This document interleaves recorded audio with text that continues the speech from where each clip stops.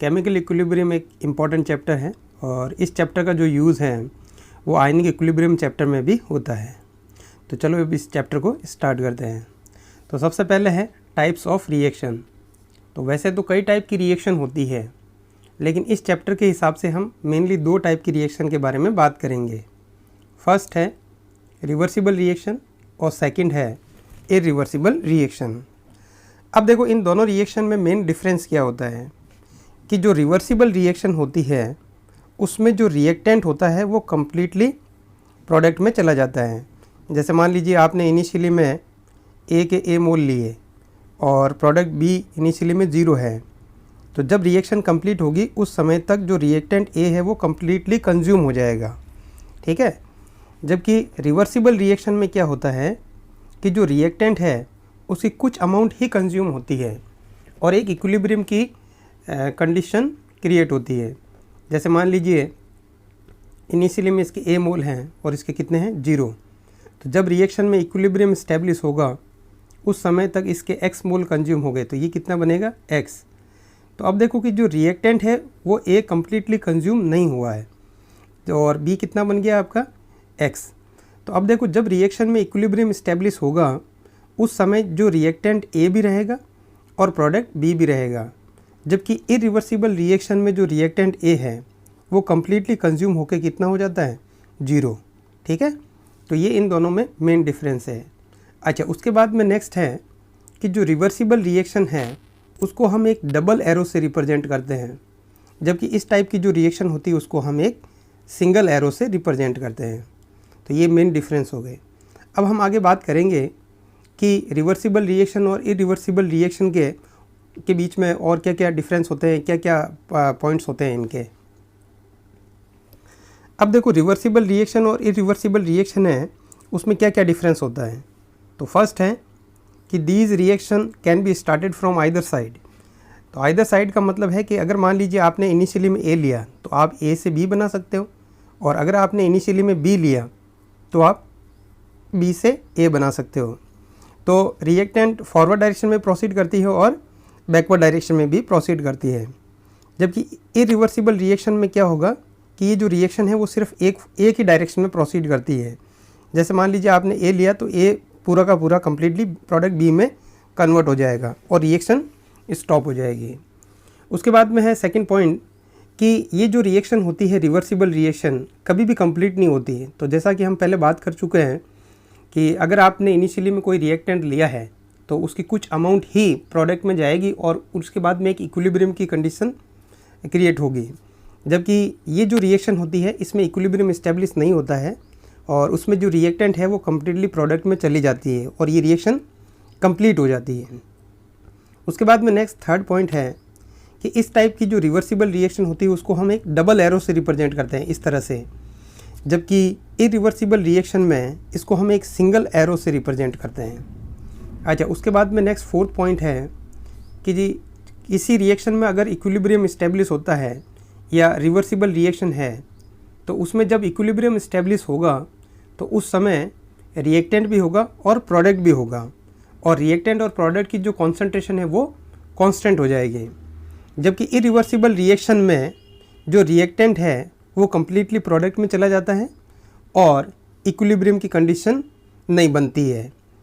अब देखो हम इसके एग्जांपल देखते हैं कि जैसे मान लीजिए कि PCl5 गैस है, उसको जब हम हीट करते हैं तो देखो हीट का इस तरह से सिंबल होता है, तो ये PCl3 गैस और Cl2 गैस में डिसोसिएट हो जाती है। तो अब क्या होगा कि PCl5 गैस का आपने इनिशियली में कुछ अमाउंट लिया है तो वो कुछ अमाउंट ही प्रोडक्ट में जाएगा और फिर इसके बाद में एक इक्विलिब्रियम इस्टेब्लिश हो जाएगा। दूसरा एग्जांपल लेते हैं कि जैसे कैल्शियम कार्बोनेट सॉलिड है, उसको एक क्लोज कंटेनर में रखा और फिर हम इसको हीट करते हैं। तो जब हम इसको हीट करेंगे तो ये कैल्शियम ऑक्साइड सॉलिड और CO2 गैस में जाएगा, ठीक है। अगर आप इस रिएक्शन को एक क्लोज कंटेनर में करवाते हो तो ये रिवर्सिबल रिएक्शन होगी। अगर इसी रिएक्शन को आप एक ओपन कंटेनर में कराओगे तो ये कैसी होगी, इरिवर्सिबल। अब ऐसा क्यों? क्योंकि देखो क्लोज कंटेनर में कराओगे तो जो CO2 गैस है वो इस कंटेनर के अंदर ही रहेगी, लेकिन अगर आप ओपन कंटेनर में कराओगे और गैस इस फेज़ में है CO2 तो ये क्या होगी, कंटेनर से बाहर चली जाएगी, तो बैकवर्ड डायरेक्शन में रिएक्शन नहीं हो पाएगी। तो इस रिएक्शन को अगर आप क्लोज कंटेनर में करवाते हो तो है ये रिवर्सिबल, और अगर ओपन कंटेनर में करवाते हो तो ये है इरिवर्सिबल। अब हम इरिवर्सिबल रिएक्शन के एग्जाम्पल देखते हैं।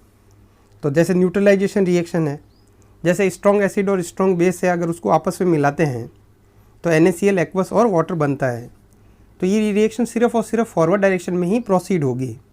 अगर आप NaCl को आप पानी में डालोगे तो वापस HCl और NaOH नहीं बनेगा।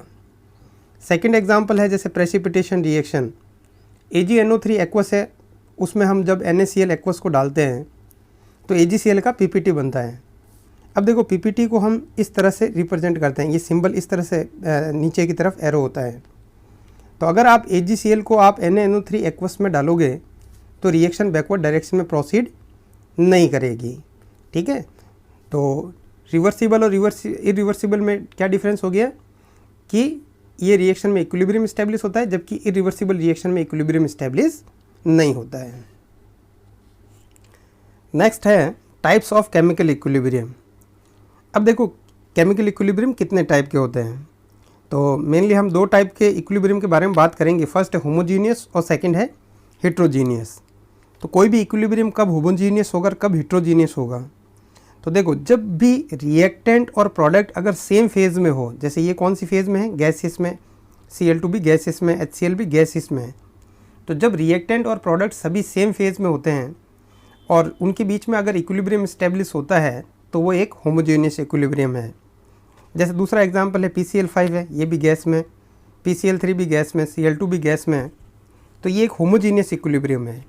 ठीक है, अब देखो हेट्रोजीनियस इक्विलिब्रियम क्या होता है कि अगर किसी रिएक्शन में इक्विलिब्रियम इस्टेब्लिश होता है और उसमें जो रिएक्टेंट और प्रोडक्ट हैं अगर वो डिफरेंट फेज़ में है, जैसे मान लीजिए कि ये सॉलिड में है और ये कौन सी फेज़ में है, गैस में है, तो सभी के सभी रिएक्टेंट और प्रोडक्ट एक फेज़ में नहीं है, तो इस टाइप के इक्विलिब्रियम को हम हेट्रोजीनियस इक्विलिब्रियम कहते हैं। अब देखो जो इम्पॉर्टेंट पॉइंट है कि सभी फिजिकल इक्विलिब्रियम, अब देखो फिजिकल इक्विलिब्रियम का मतलब क्या होता है कि जब भी कोई फिजिकल स्टेट चेंज हो रही होती हो, जैसे फिजिकल स्टेट का मतलब है कि जैसे आइस है वो वाटर में जा रही है, वाटर है वो वेपर में जा रहा है, कोई भी जैसे सॉलिड है उसको पानी में डाल के डिज़ोल्व कर रहे हैं, एक्वस में जा रहा है, तो ये इन सभी के अंदर एक उनकी फिजिकल स्टेट चेंज हो रही है। तो इस और जब फिजिकल स्टेट के दौरान उनके बीच में जो इक्विलिब्रियम होता है उसको हम फिजिकल इक्विलिब्रियम कहते हैं। तो जो सारे के सारे जो फिजिकल इक्विलिब्रियम होते हैं वो एक हेट्रोजीनियस इक्विलिब्रियम है। अब देखो फिजिकल इक्विलिब्रियम का एग्जांपल है जैसे वाटर है लिक्विड, तो वो किस में जा रहा है आपका वेपर गैसेस फॉर्म में, तो ये एक फिजिकल इक्विलिब्रियम है। अच्छा, इसका एक और इम्पॉर्टेंट है कि जैसे कार्बन है वो जैसे कौन सी फेज़ में है, ग्रेफाइट में, तो वो ग्रेफाइट से में रहेगा और हाई टेम्परेचर और हाई प्रेशर पर रहेगा लॉन्ग टाइम तक, तो वो किस में चेंज हो जाएगा आपका डायमंड में। तो ये भी एक कैसा है आपका फिजिकल इक्विलिब्रियम, और ये भी एक हेट्रोजीनियस इक्विलिब्रियम है। ग्राफिकल रिप्रेजेंटेशन ऑफ इक्विलिब्रियम, कि किसी भी रिएक्शन में जब इक्विलिब्रियम इस्टेब्लिश होता है तो उसका किस तरह से ग्राफ बनता है। तो जैसे मान लीजिए कि दो रिएक्टेंट R1 और R2 हैं और वो आपस में रिएक्ट करके प्रोडक्ट P1 और P2 में जा रहे हैं, तो जब उनके बीच में इक्विलिब्रियम इस्टेब्लिश होगा तो किस तरह से ग्राफ बनेगा। अब देखो एक हम पढ़ेंगे लॉ ऑफ मास एक्शन। तो लॉ ऑफ मास एक्शन क्या होता है इसके बारे में हम बात करेंगे आगे, कि लॉ ऑफ मास एक्शन बोलता है कि जो रेट ऑफ फॉरवर्ड रिएक्शन है, रेट ऑफ फॉरवर्ड रिएक्शन का मतलब है कि जो रिएक्टेंट के प्रोडक्ट में जाने की जो रेट है वो रिएक्टेंट की कॉन्सेंट्रेशन की पावर उनका स्टोइकियोमेट्रिक कोफिशिएंट के प्रोडक्ट के प्रोपोर्शनल होता है। कि जो रेट ऑफ फॉरवर्ड रिएक्शन है वो R1 की कॉन्सेंट्रेशन की पावर 1 इंटू R2 की कॉन्सेंट्रेशन की पावर 1 के प्रोपोर्शनल होता है। Same to same rate of backward reaction, rate of backward reaction का मतलब है कि प्रोडक्ट के वापस रिएक्टेंट में जाने की जो रेट है तो वो प्रोडक्ट P1 की कॉन्सेंट्रेशन की पावर 1 और P2 की कॉन्सेंट्रेशन की पावर 1 के प्रोपोर्शनल होगा। अब देखो इनिशियली में हमारे पास में प्रोडक्ट P1 और P2 है वो तो जीरो होता है, तो रेट ऑफ बैकवर्ड रिएक्शन भी क्या रहेगी, टाइम t बराबर 0 पर 0 रहेगी। और रिएक्टेंट R1 और R2 है उसकी अमाउंट बहुत ज़्यादा होती है शुरुआत में, तो रेट ऑफ फॉरवर्ड रिएक्शन भी क्या होगी आपकी ज़्यादा होगी। तो जैसे मान लीजिए कि इनिशियली में जो रेट है ऑफ फॉरवर्ड रिएक्शन है वो ये है। अब क्या होगा कि जैसे जैसे रिएक्शन फॉरवर्ड डायरेक्शन में प्रोसीड करेगी, R1 और R2 है वो प्रोडक्ट P1 और P2 में जाएंगे। तो R1 और R2 की जो अमाउंट है वो टाइम के साथ में अब कम होती जाएगी। अगर वो कम होगी तो रेट ऑफ फॉरवर्ड रिएक्शन भी क्या होगी, कम होगी। तो इसका टाइम के साथ में जो ग्राफ होगा वो इस तरह से होगा कि टाइम के साथ में रेट ऑफ फॉरवर्ड रिएक्शन कम होती जाएगी। ठीक है। अब देखो क्या होगा कि जैसे जैसे रिएक्शन फॉरवर्ड डायरेक्शन में प्रोसीड करेगी, प्रोडक्ट P1 और P2 भी बनता जाएगा। तो जैसे जैसे P1 और P2 बढ़ता जाएगा तो रेट ऑफ बैकवर्ड रिएक्शन भी बढ़ती जाएगी। तो टाइम के साथ में रेट ऑफ बैकवर्ड रिएक्शन इस तरह से होगी। अब देखो लेकिन जो रिएक्शन है उसमें जो रेट ऑफ फॉरवर्ड रिएक्शन अभी भी रेट ऑफ बैकवर्ड रिएक्शन से ज़्यादा है। तो जो रिएक्शन है वो अल्टीमेटली फॉरवर्ड डायरेक्शन में प्रोसीड कर रही है। तो देखो एक पर्टिकुलर टाइम के ऊपर क्या होगा कि जो रेट ऑफ फॉरवर्ड रिएक्शन और रेट ऑफ बैकवर्ड रिएक्शन दोनों की वैल्यू सेम हो जाएगी। ठीक है। तो जिस समय रेट ऑफ फॉरवर्ड रिएक्शन और rate of backward reaction same हो जाएगी उस समय हम बोलेंगे कि इस रिएक्शन में इक्विलिब्रियम इस्टेब्लिश हो चुका है। अब देखो इनकी जो वैल्यू है रेट ऑफ फॉरवर्ड रिएक्शन और रेट ऑफ बैकवर्ड रिएक्शन की, ये पर्टिकुलर वैल्यू होगी। ठीक है।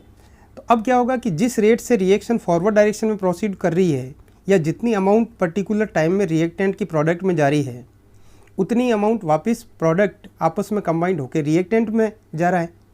तो कॉन्सेंट्रेशन ऑफ रिएक्टेंट और कॉन्सेंट्रेशन ऑफ प्रोडक्ट है वो टाइम के साथ में अब वेरी नहीं करेंगे। ठीक है। तो इनकी जो रिएक्टेंट और प्रोडक्ट की जो कॉन्सेंट्रेशन है वो टाइम के साथ में अब वेरी नहीं करेगी। तो किसी भी रिएक्शन में अगर इक्विलिब्रियम इस्टेब्लिश होता है तो दो कंडीशन होती है, एक तो rate of forward reaction rate of backward reaction के इक्वल हो जाएगा, और दूसरी कंडीशन क्या होगी कि जो कॉन्सेंट्रेशन है वो कॉन्सेंट्रेशन अब टाइम के साथ में वेरी नहीं करेगी, टाइम के साथ में उसका जो चेंज है वो ज़ीरो होगा। इसका मतलब हुआ कि जो कॉन्सेंट्रेशन है वो कॉन्सेंट्रेशन क्या होगी, रिएक्टेंट और प्रोडक्ट दोनों की वो कांस्टेंट हो जाएगी। तो इस तरह का इसमें ग्राफ बनेगा। अब हम इसका देखते हैं कि कॉन्सेंट्रेशन और टाइम के बीच में किस तरह के ग्राफ और बन सकते हैं। अब देखो इसका कॉन्सेंट्रेशन और टाइम के बीच में किस किस तरह के ग्राफ पॉसिबल हैं। तो कॉन्सेंट्रेशन और टाइम के बीच में इस तरह का ग्राफ भी पॉसिबल है, जैसे ये। ठीक है। अब इसमें क्या हो गया कि ये किसकी कॉन्सेंट्रेशन है आपकी, ये है रिएक्टेंट की कॉन्सेंट्रेशन, और ये किसकी कॉन्सेंट्रेशन है, प्रोडक्ट की कॉन्सेंट्रेशन। अब ये रिएक्टेंट की क्यों है, क्योंकि टाइम के साथ में रिएक्टेंट की अमाउंट क्या होती जा रही है, कम होती जा रही है, और प्रोडक्ट की जो अमाउंट है वो टाइम के साथ में क्या होती जा रही है, बढ़ती जा रही है।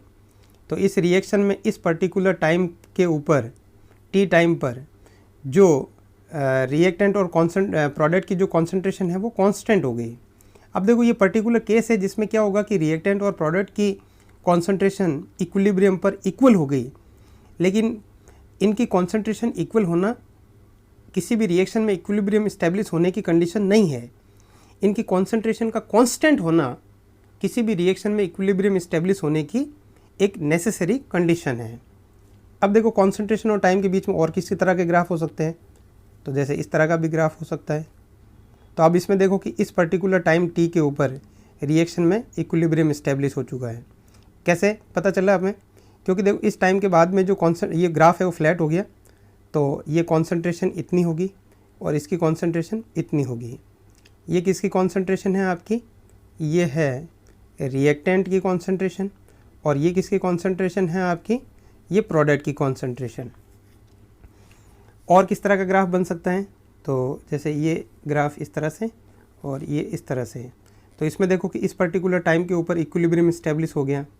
कैसे पता चला हमें, क्योंकि इसके बाद में देखो इस टाइम के बाद में जो ग्राफ है वो फ्लैट हो गया और कॉन्सेंट्रेशन वेरी नहीं कर रही है, वो कैसी हो गई आपकी, कांस्टेंट हो गई। तो इस रिएक्शन में भी इक्विलिब्रियम इस्टेब्लिश हो गया। अब देखो हमें बताना है कि इस रिएक्शन में ये जो ग्राफ है वो क्या बता रहा है कि इसमें इक्विलिब्रियम इस्टेब्लिश होगा।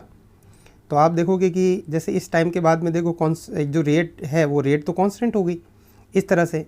ठीक है। तो ये आपकी फॉरवर्ड रेट है और ये आपकी बैकवर्ड रेट है। तो देखो कि जो इस रिएक्शन में इस ग्राफ से हमें पता चल रहा है कि जो रेट ऑफ फॉरवर्ड रिएक्शन है उसका देखो ग्राफ ऊपर है, पर्टिकुलर टाइम के ऊपर रेट ऑफ फॉरवर्ड रिएक्शन ज़्यादा है as compare to rate of backward reaction के। तो इसका मतलब क्या हो गया कि जो रिएक्शन है वो अभी भी कौन सी डायरेक्शन में प्रोसीड कर रही है, फॉरवर्ड डायरेक्शन में।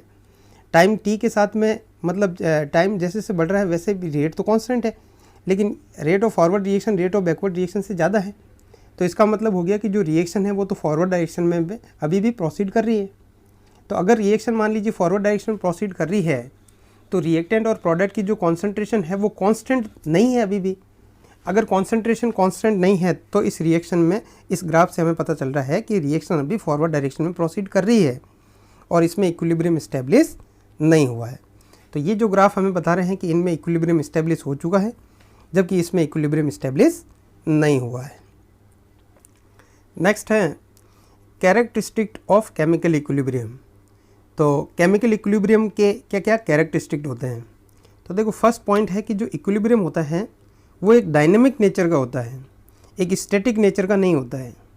अब देखो डायनेमिक नेचर का और स्टैटिक नेचर का मतलब क्या हुआ कि हमने बात करी थी कि किसी भी रिएक्शन में अगर इक्विलिब्रियम इस्टेब्लिश होता है, जैसे मान लीजिए A गिव्स B है, तो इसमें क्या होगा कि जब रिएक्शन में इक्विलिब्रियम इस्टेब्लिश होगा तो रेट ऑफ फॉरवर्ड रिएक्शन और rate of backward reaction same हो जाएगी और जो कॉन्सेंट्रेशन है वो कॉन्सेंट्रेशन क्या हो जाएगी, कांस्टेंट हो जाएगी। तो अब ये टाइम के साथ में वेरी नहीं करेगी, तो हमें लगेगा कि ये रिएक्शन स्टॉप होगी, जबकि रिएक्शन स्टॉप नहीं होती है। इसमें क्या होगा कि जिस रेट से रिएक्टेंट प्रोडक्ट में जा रहा है उसी रेट से प्रोडक्ट वापस किस में जा रहा है, रिएक्टेंट में। तो जो रिएक्टेंट और प्रोडक्ट की जो कॉन्सेंट्रेशन है वो अब वेरी नहीं करेगी, तो वेरी नहीं करेगी तो हमें लगेगा कि स्टैटिक है। स्टैटिक का मतलब हो गया एकदम स्टॉप होगी, रिएक्शन ना फॉरवर्ड डायरेक्शन में जा रही है ना ही बैकवर्ड डायरेक्शन में जा रही है। तो रिएक्शन तो चलती रहती है फॉरवर्ड डायरेक्शन में और बैकवर्ड डायरेक्शन में, ठीक है। तो इसलिए हम बोलेंगे कि इक्विलिब्रियम है वो कैसा नेचर का होता है, डायनेमिक नेचर का। मतलब रिएक्शन तो अभी भी चल रही है लेकिन कॉन्सेंट्रेशन में कोई भी चेंज नहीं हो रहा है, क्योंकि जिस रेट से फॉरवर्ड डायरेक्शन में जा रही है उसी रेट से बैकवर्ड डायरेक्शन में भी जा रही है। अच्छा, उसके बाद में नेक्स्ट सेकंड पॉइंट है कि chemical equilibrium can be approach from both side. तो केमिकल इक्विलिब्रियम बोथ साइड तो हम बात कर चुके हैं कि इसमें अगर A से B बन रहा है तो अगर आप इनिशियली में A लेते हो तो उससे प्रोडक्ट B बन जाएगा।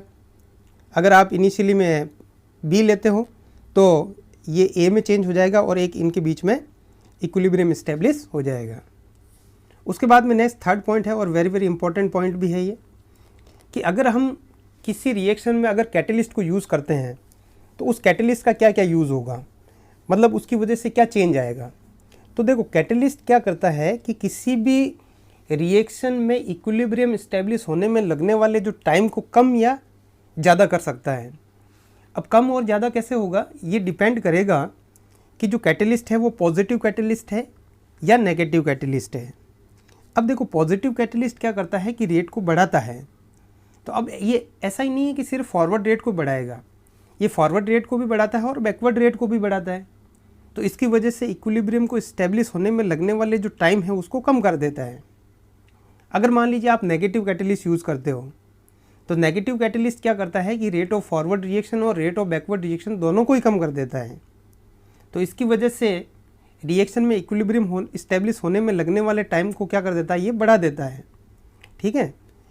तो कैटलिस्ट क्या करेगा कि इक्विलिब्रियम इस्टेब्लिश होने में लगने वाले टाइम को कम या ज़्यादा कर देगा, लेकिन इक्विलिब्रियम की स्टेट को चेंज नहीं करेगा।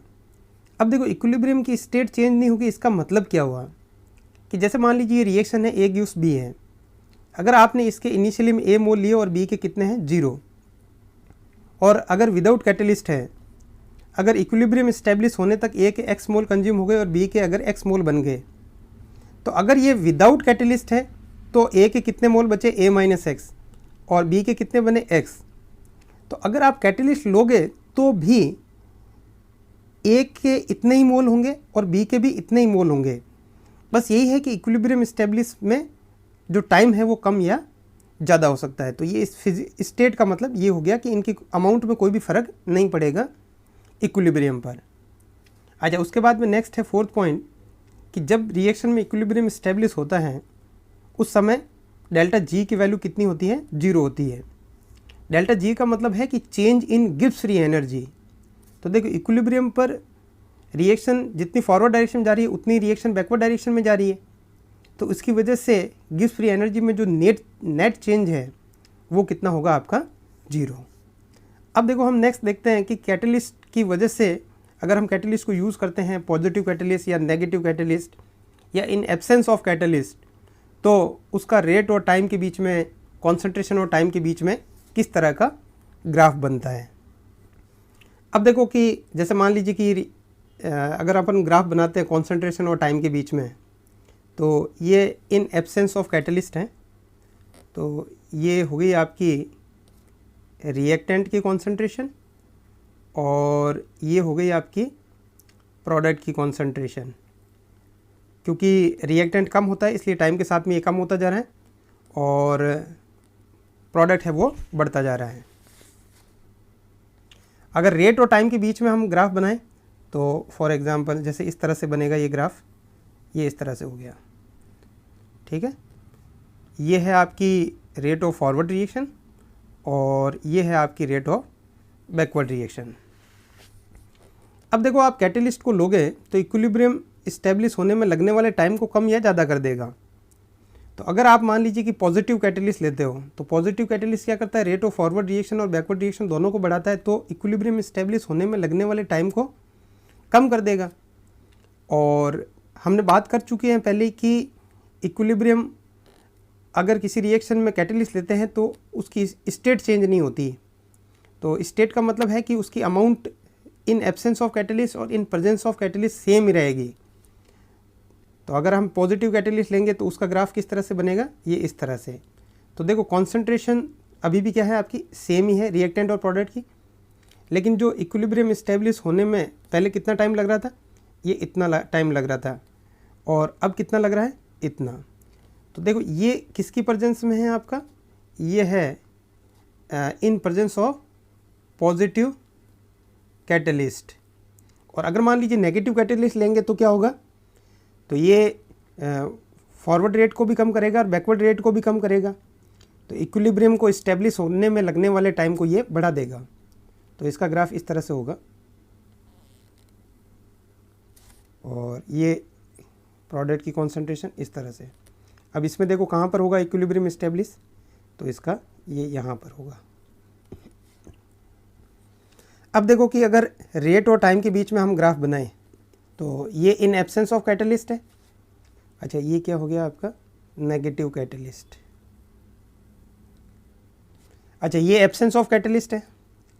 अगर आप पॉजिटिव कैटलिस्ट लेते हो तो रेट ऑफ फॉरवर्ड भी बढ़ाता है, रेट ऑफ बैकवर्ड भी बढ़ाता है। तो उसका ग्राफ किस तरह से होगा, ये इस तरह से। तो रेट ऑफ फॉरवर्ड रिएक्शन भी बढ़ी हुई है और रेट ऑफ बैकवर्ड रिएक्शन भी बढ़ जाएगी, तो ये इस तरह से। तो पहले इक्विलिब्रियम इस्टेब्लिश होने में लगने वाला टाइम कितना था, जैसे मान लीजिए T1 है, तो अब कितना लग रहा है टाइम पॉजिटिव कैटलिस्ट की प्रेजेंस में, T2।